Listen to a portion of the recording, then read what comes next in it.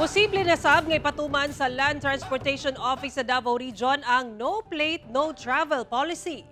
Dugang detalye sa live report ni Kent Abrigana. Kent?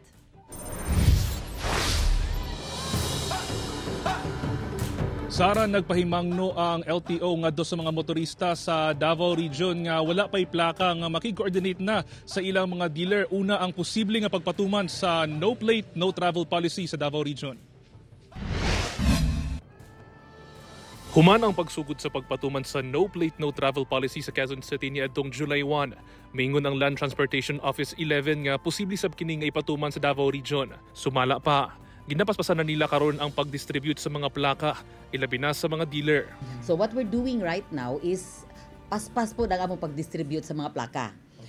Naghatag mi og mga plaka especially sa dealers nato, no? Kay sila man gyud ang nakabalo sa ilang mga buyers. Wala na sab-mounted pa backlogs ang LTO 11 sa plaka sa four-wheeled vehicles. Gawas na lang sa mga hybrid four-wheeled vehicles sama sa e-vehicles.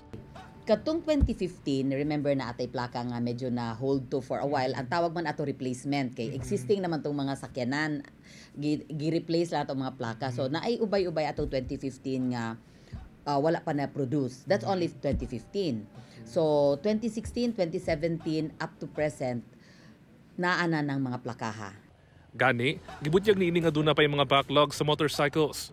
Usa matod pa sa mga rason mo ang pag-usab sa design og alphanumeric combination sa mga plaka. Amo magiulahi og print dito sa fabricate sa Manila katong lagyo na. Okay. Mas gusto namo progressive ta kumbaga mahatag dayon namo plus katong earlier date year mahatag na namo. Hinoon, duna na matod pay nakaandam nga plaka alang sa mga mopalitay pa lang og motorsiklo.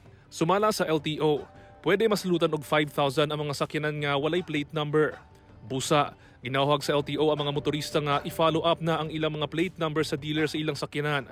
O di ba kaha, i-contact ang hotline number sa LTO aron mahibaw-an ang status sa ilang plaka.